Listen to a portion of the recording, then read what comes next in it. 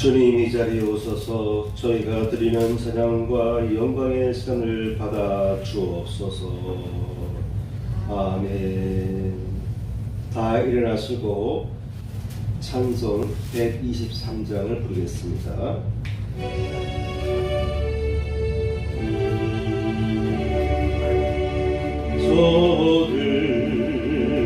저들밖에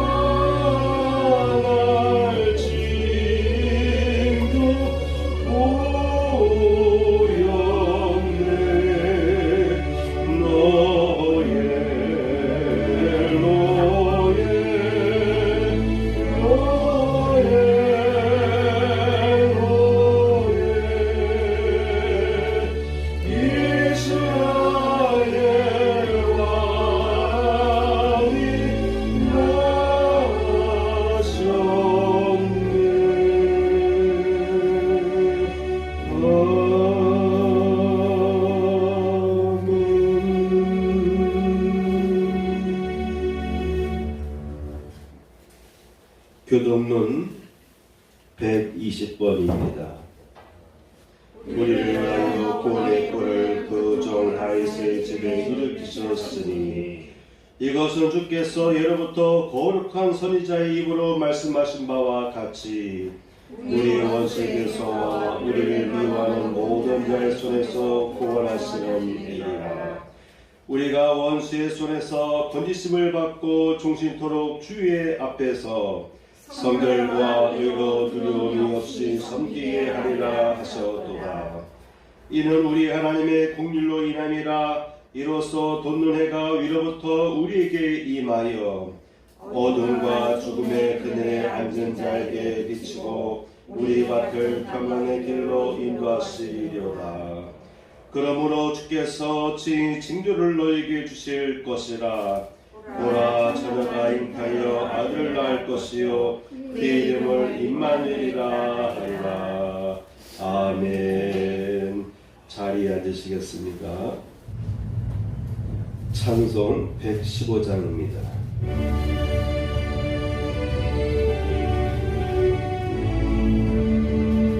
기쁘다 구주 오셨네. 만배서 맞으라. 공유해요 다 일어나. 다 찬양하여라. 다 찬양하여라. 다 찬양하여라.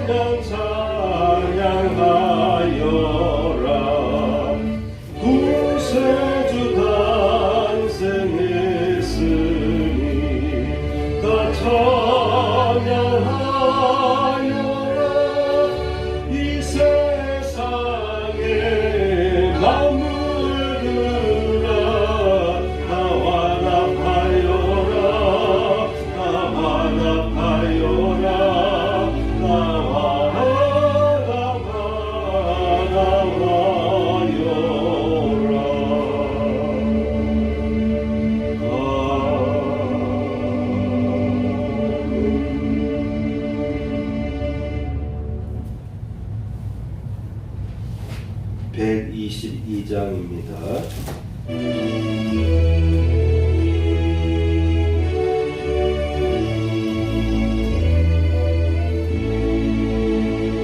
참 반가운 성도여 다 이리 와서 베들레 성 안에 가봅시다. 저 우유의 누이신 아기를 보고 엎드려져라세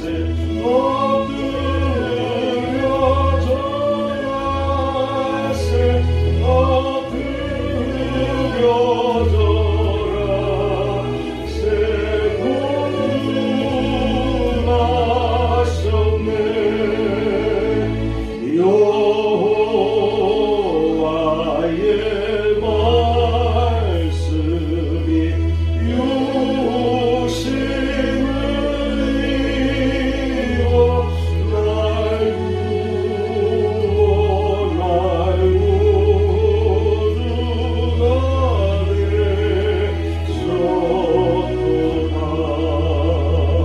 늘 항상 찬송을 주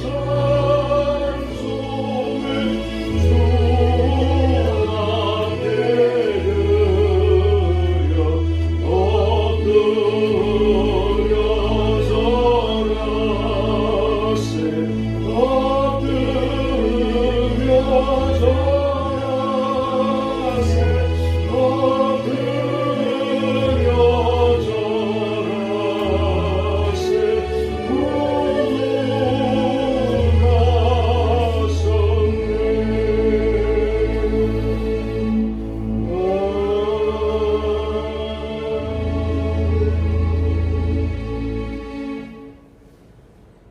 성만찬을 진행하겠습니다.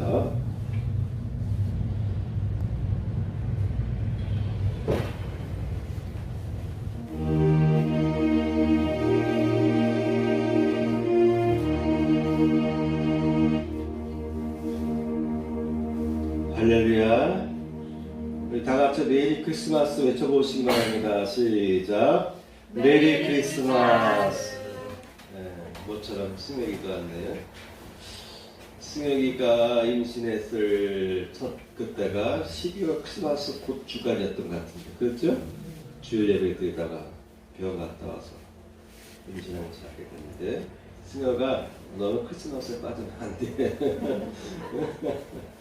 그래도 온 가족이 나오셔서 특성 한 곡이라도 불러야 되겠지, 그렇죠? 올해가 제일 잘 맞은 것 같아요. 근데 이은사님의 목소리가 베이스 음이 깔린 것 같아가지고 화음으로 부른 줄 알았어. 엘터나 베이스로 부른 줄 알았어. 저희에는. 네, 아쉽게도 이 카메라에는 이쪽에 좀 안 나왔을 가능성이 있겠어요. 오늘 노래 잘 부르셨어요. 성경 본문을 보겠습니다. 마태복음 2장 1절에서 12절까지입니다. 제목을 보시겠습니다. 별을 보고 찾아온 동방 박사들의 경배. 오늘은 성탄절을 맞이해서 별을 보고 찾아온 동방 박사들의 경배에 관해서 말씀을 나누도록 하겠습니다. 첫 번째 항목, 두 번째로 찾아온 동방의 박사들의 경배에 대해서 살펴보겠습니다. 성탄절과 관계된 복음서의 내용은 마태복음과 누가복음에 나와 있는 두 내용을 통해서 우리는 알 수 있는데요. 누가복음에 나와 있는 내용은 밤에 목자들에게 천사들이 나타나서 지금 아기 예수께서 태어났으니 너희는 베들레헴으로 가서 전하라. 그러한 내용이 있었고요. 오늘 함께 보신 마태복음 2장에 나와 있는 내용은 동방 박사들이 구유에 누워 있는 아기 예수를 찾아뵙는 그 여정과 과정, 그러한 내용들이 담겨 있는 것입니다. 그런데 순서적으로 보게 되면은 목자들이 첫 번째입니다.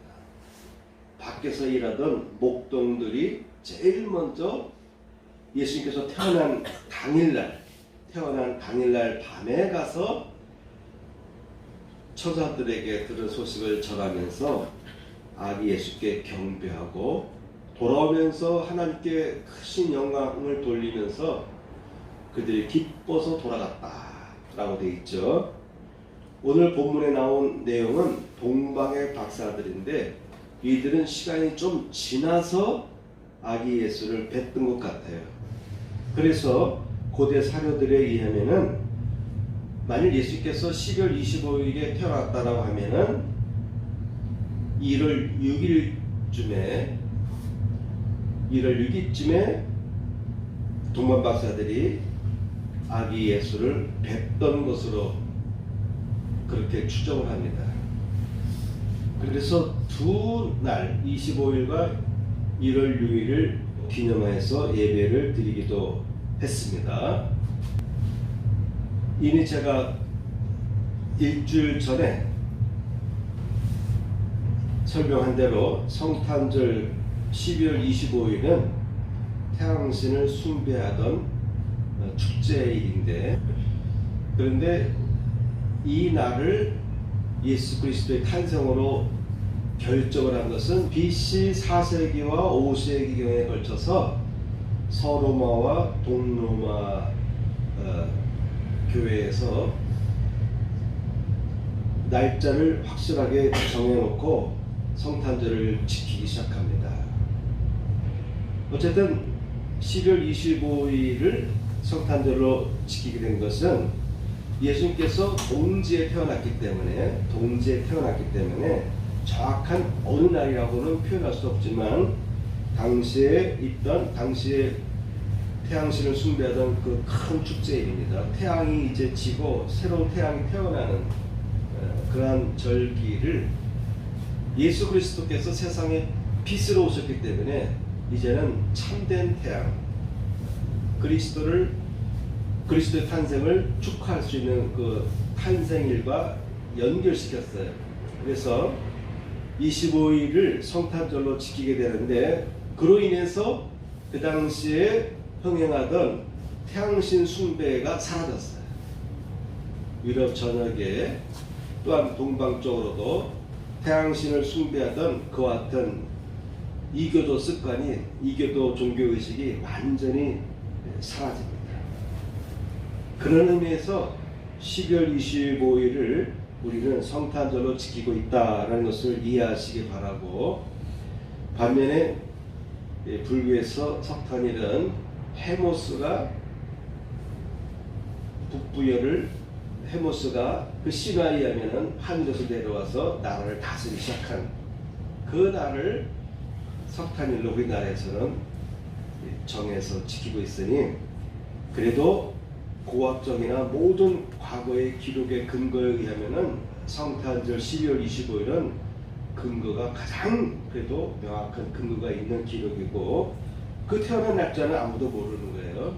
그러나 동지에 예수께서 태어났기 때문에 12월 25일을 기점으로 해서 탄생날을 정하기 시작했다. 그거는 BC 4세기 5세기경에 와서야 확실하게 축제로 지키기 시작했다라고 이해하시면 되겠습니다. 오늘 나오는 동방 박사들에 관해서 생각해 보겠습니다. 이 박사들은 동방에서 예루살렘에 도착했다라고 되어 있어요. 추측하기로는 페르시아 지역에서 왔을 것이다. 페르시아 지역에 있는 박사들이었을 것이다. 천문학 이런 부분에 대해서 연구하는 박사들이었을 것이다 라고 학자들은 추측을 합니다. 페르시아에서 예루살렘까지 온 거예요. 오늘날 이란이나 이라크 지역, 그 페르시아 지역에서 예루살렘까지 먼 여행을 온 것입니다. 하늘의 별을 보고 왔어요. 별에 대한 지식이 있었기 때문에 새로운 별이 나타나고, 어떤 사람들은 목성과 토성이 가까이 붙는 겹치는 그런 때가 있다고 해요. 그런 시기로 보기도 하는 분들이 있는데, 어쨌든 이분들은 하늘에 있는 별들의 움직임을 관측하다가 새로운 별이 나타나는 것을 보고 그들이 찾아오기 시작합니다. 동양이든 서양이든 새로운 별이 나타나면요, 위대한 인물이 태어났다라고 하는 것 같은 인식이 있지 않습니까? 이분들은 하늘에서 별이 새롭게 움직이기 시작하는 것을 보고 그들은 여행을 했던 것입니다. 그런데 어디에 왔습니까? 예루살렘에 왔어요. 유대 땅 예루살렘에 왔습니다. 성경책의 구약 성경책에는 베들레헴에서 나을 것이라고 하는데 다윗의 동네에서 태어날 것으로 기록되어 있는데, 이분들은 먼 페르시아 지역에서 왔기 때문에 성경적인 기본 지식이 좀 부족했어요. 단지 별을 보고 오다 보니까 오늘날같이 GPS에서 정확하게 뭐 20m, 25m 단위로 GPS가 인도하기도 하고, 요새는 차선 변경조차도 GPS가 잡아주잖아요. 80km 이상 달리다가 차선이 약간 변경돼 벌써 차선 이탈 경보음이 울리기 시작하는 너무너무나 신비로운 세계 시대에 우리는 살아가고 있어요. 그런데 그 당시에 하늘에 떠있는 별의 움직임을 보고 오기 때문에, 따라가기 때문에 정확한 지점을 찾을 수가 없는 거예요. 그래서 예루살렘까지는 온 겁니다. 왔는데 어디에서 위대한 인물이 태어났는지를 알 수가 없어요. 이분들이 예루살렘에 와서 물어보기 시작합니다. 2절, 유대인의 왕으로 나신 이가 어디 계시냐. 유대인의 왕에 대한 지식은 있었습니다. 근데 그분이 어디서 태어났는지는 알 수가 없었어요. 별을 보고 찾아왔기 때문에. 우리가 동방에서 그의 별을 보고 그에게 경배하러 왔노라 하니라고 되어 있습니다. 유대인의 왕입니다. 그런데 페르시아 지역에서 왜 찾아왔습니까? 비록 작은 나라 유대 땅의 왕이지만, 유대 나라의 왕이지만, 다윗의 혈통을 타고 태어난 왕이지만, 그분은 만왕의 왕이기 때문에 페르시아 지역에서 찾아온 거예요. 조그만 나라 이스라엘 땅에 태어난 유대의 왕을 경배하기 위해서 찾아온 것이죠. 이 말은 뭐냐면 세상의 왕 중에 왕이라는 것을 그들은 알고 있었습니다.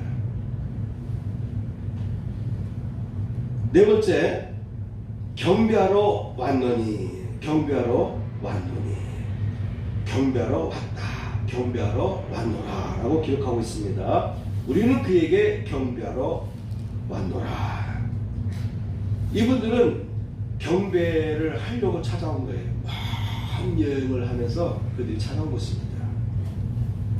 예배를 드리려고 하는 자세가 대단히 중요한 거 아니겠습니까? 경배, 경건한 마음으로 우러러서 나의 모든 열정을 표현해서 섬기는 분에 대한 위대함을 증거하고 표현할 수 있는 그 어떤 경배를 통해서 나신 왕에게 예배하러 온 것입니다. 예배의 자세가 중요한 것입니다. 이들은 먼 페르시아 지역에서 여행에 왔다고 하는 것입니다. 많은 경비가 들었을 거예요. 많은 시간을 소비해야 됐을 것입니다. 시간과 경비를 소비해서라도 들여서라도 나는 이번에 새로 태어난 위대한 왕을 꼭 뵈야 되겠다. 가서 내가 직접 예배를 드려야 되겠다. 경배를 해야 되겠다. 그러한 결단을 가지고 그들이 움직인 것입니다. 이것은 쉬운 일이 아니에요. 하늘에 대해서 하늘을 바라보면서 새로운 별이 태어났다고 해서 그 별을 찾아서 여러 달을 여행을 하면서 시간과 물질을 들여가면서 쫓아간다는 것은, 그것은 아무나 할 수 있는 어떤 경험이 아니죠. 그래서 우리는 성탄절을 맞이해서, 예전에는 성탄절 예부 행사도 있었고요. 그렇죠? 떠들썩하게 예부 행사를 했고, 또한 성탄절날 예배도 드렸는데, 기독교에서는 최고의 절기는 부활절입니다.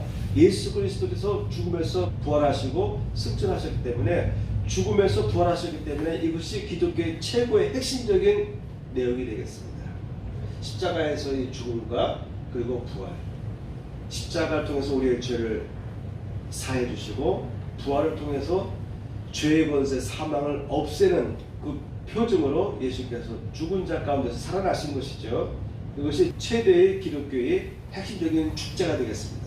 두 번째 축제가 바로 크리스마스로 우리는 지키고 있는 것입니다. 두 번째 항목을 보겠습니다. 소문이 났습니다.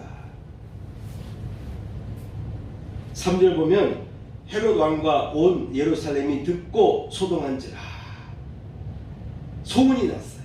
그 당시에는 핸드폰도 없었고 뉴스도 없었고 라디오 등 이런 매체가 없었는데도 예루살렘의 소문이 막 퍼지기 시작했는데 이 소문이요 소동을 일으킬 정도로 아주 혼란을 일으킬 정도로 서로 물어보는 거예요. 여기 왕이 태어났다라고 하는데 동방에서 오신 박사들에 의하면 여기에 우리 유대의 왕이 났다라고 하는데 도대체 어디서 난 거예요? 서로 입소문이 퍼져가면서 온 도시가 술렁이기 시작했어요.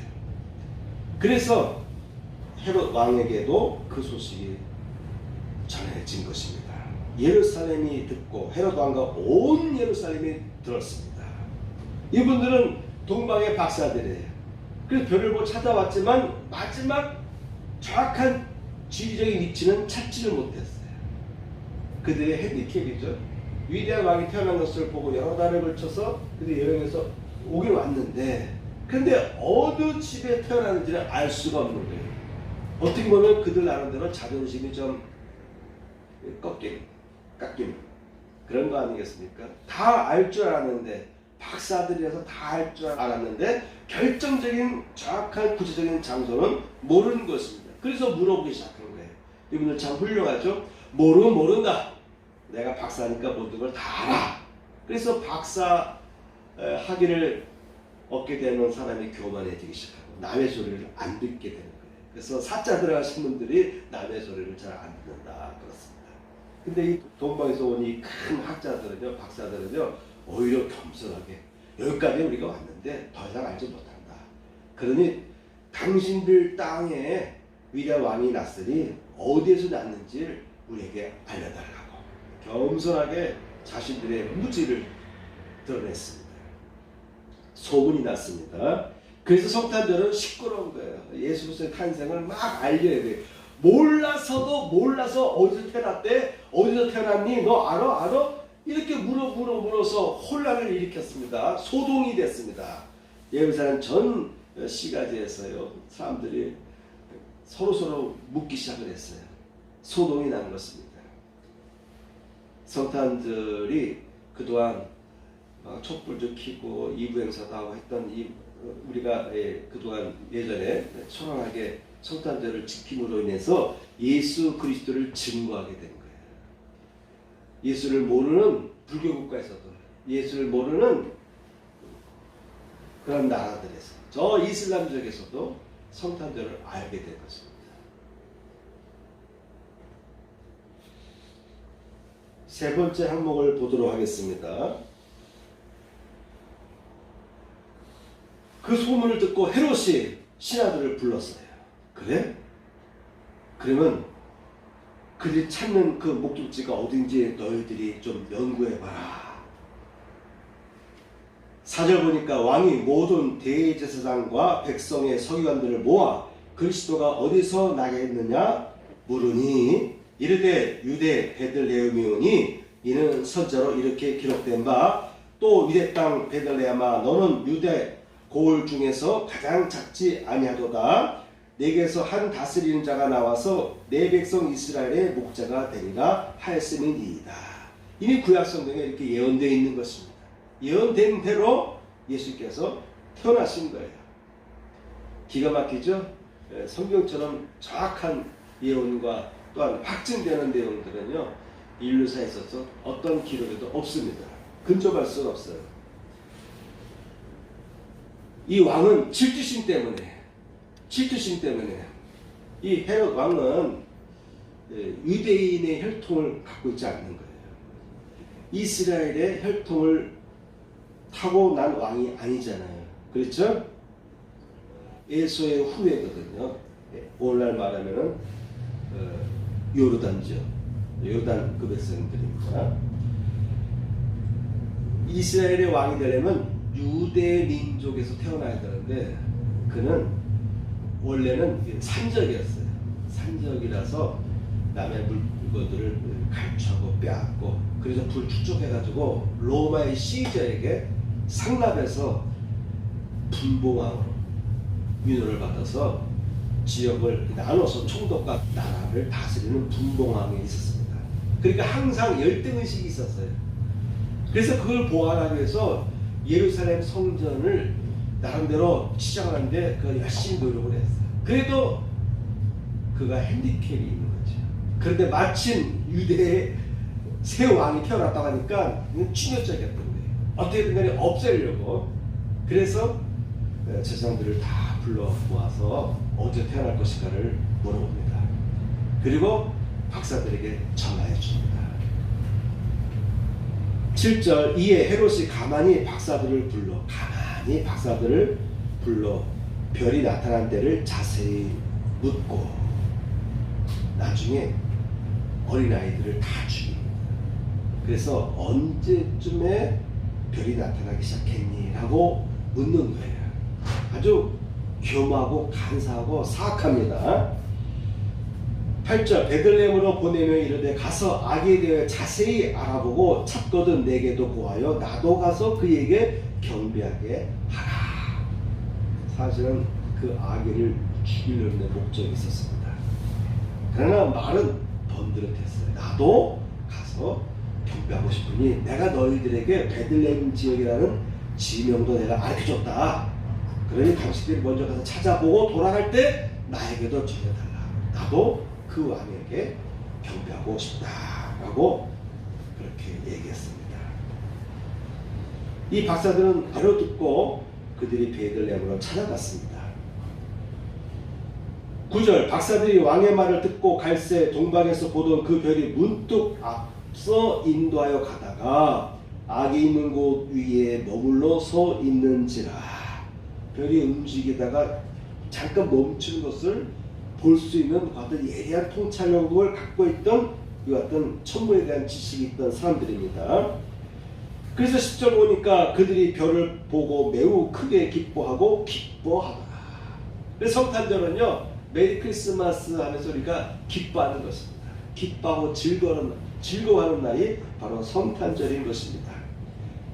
11절 보니까 집에 들어가 아기와 그의 어머니 마리아가 함께 있는 것을 보고 엎드려 아기께 경배하고 라고 되어 있습니다.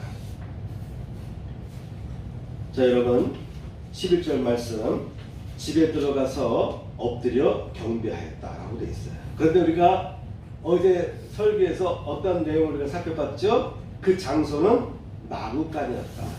양들, 짐승들과 같이 거할 수 있는 그러한 공간이었다. 집을 얻지 못해서 당시에 로마에서 칙령이 내린 거예요. 세금을 더 받기 위해서 인구조사를 하기 위해서 전부 다 호적을 기록하라. 그래서 자기 지역에 가서 유대 사람 유대 지역에 가고 해서 기록할 수밖에 없는 거예요. 그러다 보니까 방을 구할 수가 없었어요. 겨우 얻은 것은 바로 짐승들과 같이 거할 수 있는 그와 같은 공간이었습니다. 구유에 놓인 아기를 봤다라고 목자들은 증언했습니다. 냄새나고 좀 어둡고 어두칙칙하고 냄새납니다. 짐승의 냄새가 얼마나 심하겠어요. 그렇죠? 구유에 누워있는 아기 예수를 봤습니다. 그런데 이들은 그 아기 예수를 향해서 경배하기 시작합니다. 환경이 중요한 것이 아닙니다. 이 아기가 어디에 있느냐? 화찬란한 황금으로 되어 있는 사원에서 앉혀졌을 때 경배하는 것이 아니고 제일 누추한 것. 손님을 받아도 내 안방을 내줄 수는 없었어요. 그래서 안방이 아닌 짐승들과 같이 거할 수 있는 공간을 내어주는 것 뿐입니다. 그 짐승들과 같이 있는 곳이니까 냄새나요. 어두칙칙할 것이고요.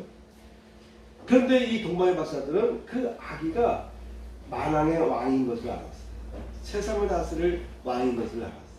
그래서 그들은 경배하기 시작합니다. 아기가 황금띠를 두르고 황금 목걸이를 두르고 황금 바지를 끼고 아주 귀한 집 자손이기 때문에 경배한 것이 아니고 그를 증망할 수 있는 건 아무것도 없어요. 오히려 반대적인 거예요. 최악의 상황에 놓여 있는 아기인데 이 박사들에게는 그런 것이 안 보여요. 어두칙칙한 것이 안 보이고 냄새가 안 보이고요. 구유가 안 보이고요. 오직 그들에게는 메시아, 세상을 다스릴 수 있는 왕, 위대의 왕, 왕 중에 왕의 모습만 그들은 집중했어요. 그래서 그들은 그 아기 예수께 경배하기 시작했습니다.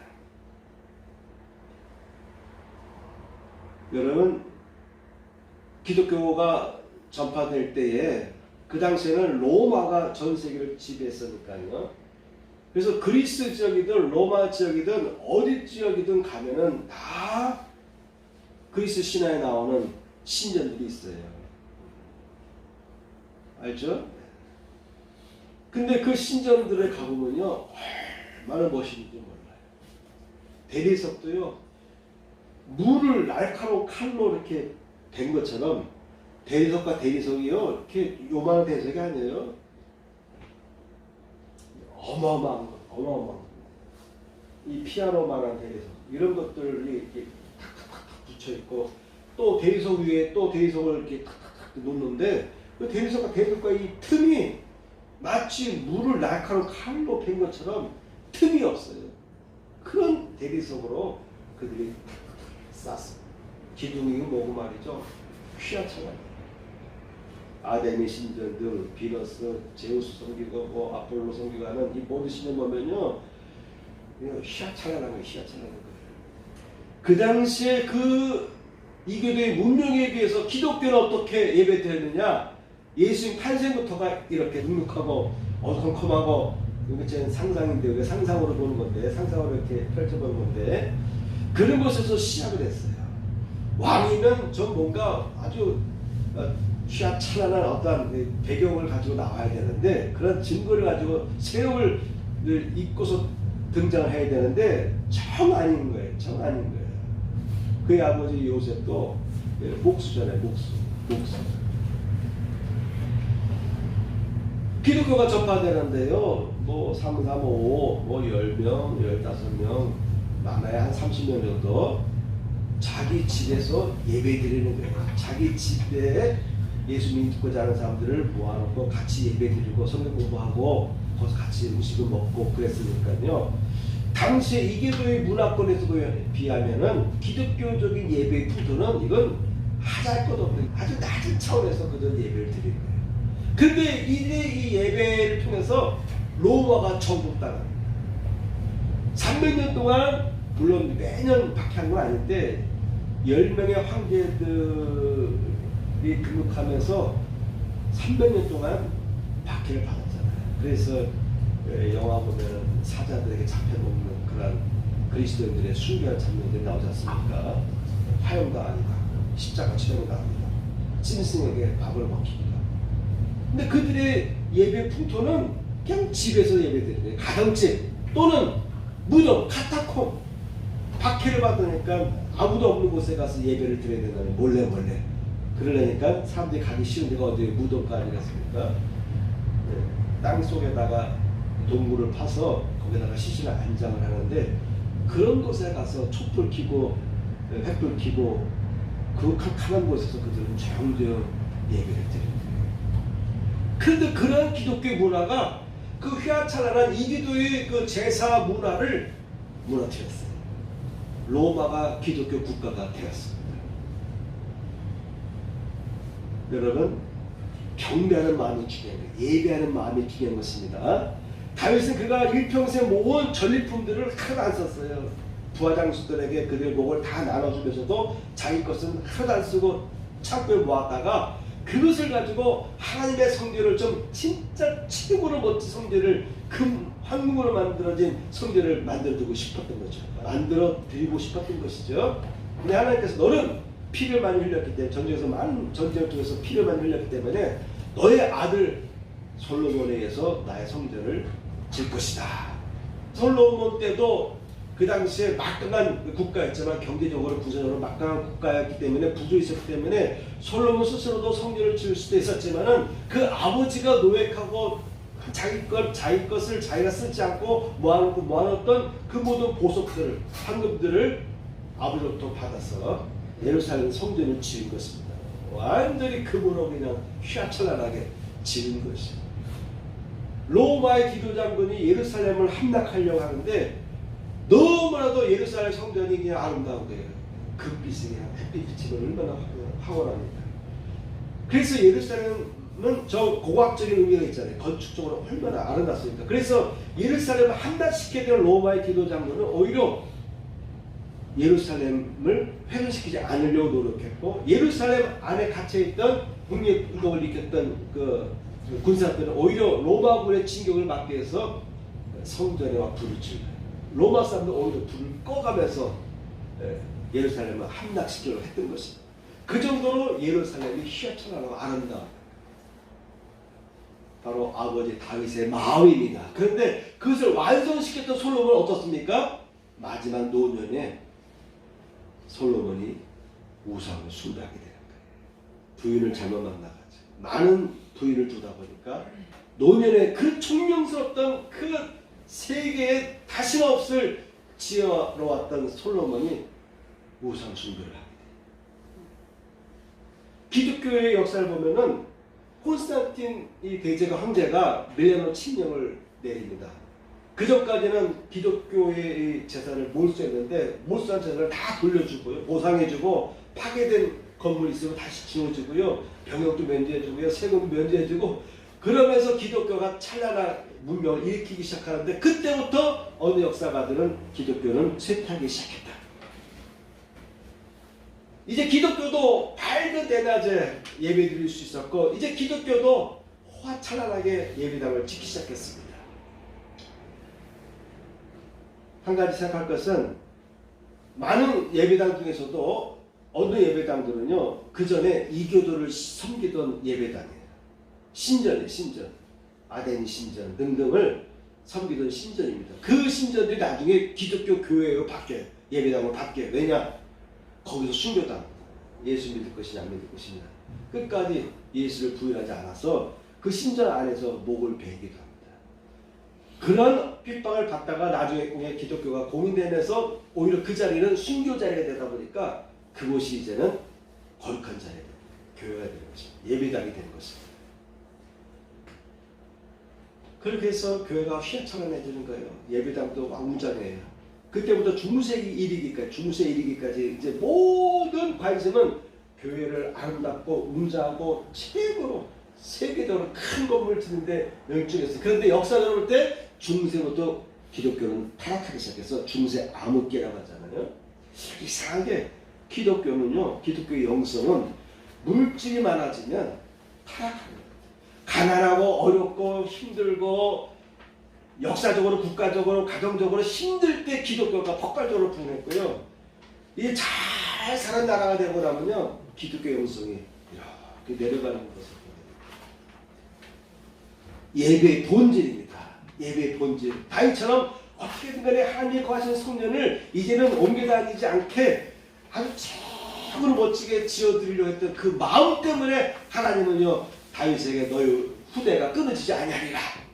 앞으로 예수 그리스도도 너의 혈통을 타고 날 것이다 라고 축복해 주셨는데, 그 마음을 받으신 거예요. 근데 사람들이 잘못하면요, 본질에서 벗어나서 그 문화, 행위, 건축 양식, 아름다움에 집중하다 보면요, 본질을 잃어버려요. 그래서 기독교가 공인되고 자유로워지고 막 교회 건물들이 세워지면서 휘황찬란하게 지어지면서 한편에서는요, 사막으로 들어가고 산속으로 들어가는 거예요.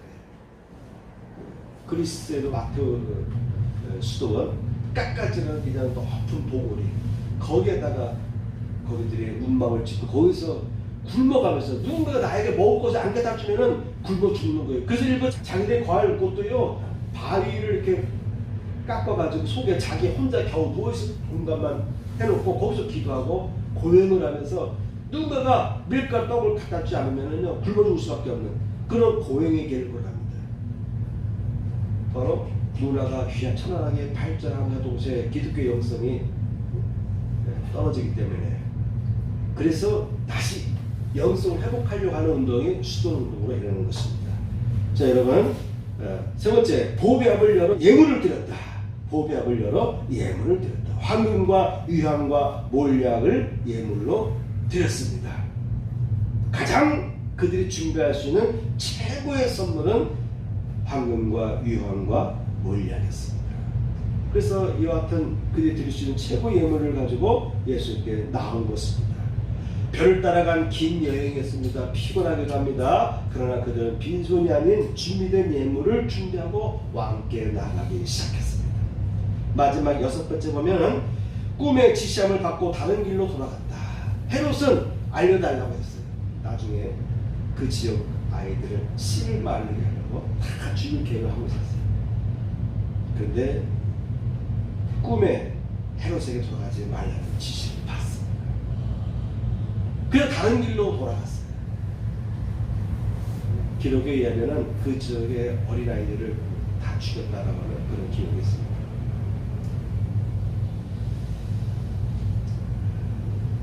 어쨌든 하나님께서는요, 아기 예수의 탄생을 이 땅에 허락하셨고, 온갖 박해와 헤롯의 간교한 그 어떤 꾀에도 불구하고 예수 그리스도는 안전하게 태어나서 안전하게 성장했습니다. 박사들은 순종했습니다. 꿈에 그 같은 내용을 받고 지시를 받고, 역시 이들도 계시를 받고 고국으로 돌아갔어요. 이들이 박사였으니까 꿈 같은 것을 안 믿을 거야, 환상 같은 건 안 믿을 거야. 나는 믿을 수 있는 것은 오직 우리가 그동안 연구해왔던 하늘의 별들의 세계에 대한 이 지식, 이거보다 더 확실한 건 없어 라고 자부했을 이들에게, 그들에게 꿈에 계시를 받고 그들은 그대로 받아들이고요, 다른 길로 돌아갔습니다. 오늘 결론입니다. 성탄절을 통해서 우리가 경배의 본질을 회복하자. 경배하는 마음, 경배하는 본질을 우리가 회복하고, 새해를 준비하면서 이제 우리가 예배의 영성을 회복하는 데 노력을 해야 되겠다. 새해에는 예배의 영성을 회복하는 데 내가 좀 더 집중해야 되겠다 라고 여러분 생각하시면서 올 한 해를 잘 마무리 짓길 바랍니다. 우리 교회 수요 예배부터 회복될 필요가 있겠습니다. 수요 예배도 회복되고요. 예배드리기 위해서 먼 고국에서 여러 달을 걸쳐서 시간과 물질을 소비하면서 찾아왔던 동만 박사들의 그 열정, 그 예배는 아무 데나 쉽게 드리는 것이 아니라 매 순간순간 결단해야 되잖아요. 그렇죠? 일하는 사람은 예배 드리는 것 때문에 내가 좀 일도 못하게 될 수도 있고, 바쁜 와중에 시간을 쪼개야 되고요. 아픈 분에도요, 진통제를 먹고서라도 교회 올 수 있는 뭔가의 결단을 통해서 예배를 드려야 됩니다. 하나님께 경배하는 것은 이와 같은 마음인 것입니다. 다 같이 일하시고요. 주님은 나의 죄를 속하기 위하여 십자가에서 대신 죽으셨습니다. 주여, 내 죄가 사하여졌습니다. 주님은 채찍에 맞으셨습니다. 제가 치료를 받았습니다. 아멘.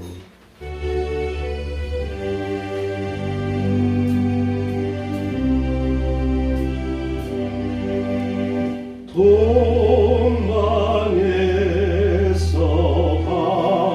박사들 귀한 예물 가지고 산을 넘고 물을 건너 별나라와 또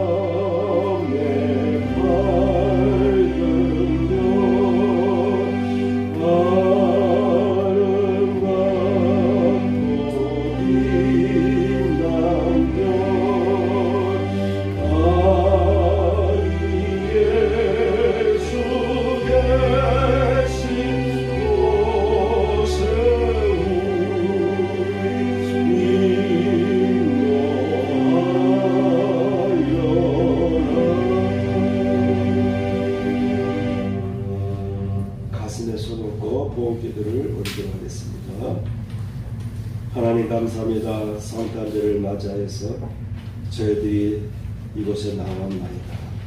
동방의 박사들이 귀한 예물 들고 나왔듯이 저희들 또한 감사의 물로 하나님 앞에 봉헌합니다. 드디어 손길을 위해 축복하여 주시되 주의 은혜로 붙들어 주시옵소서. 이제는 우리 구주 예수 그리스도의 은혜와 하나님 아버지의 극진하신 사랑과 성령님의 감동감한 역사하심이 이전에 참여한 성도들 위해 함께 하시기를 축복하옵나이다. 아멘.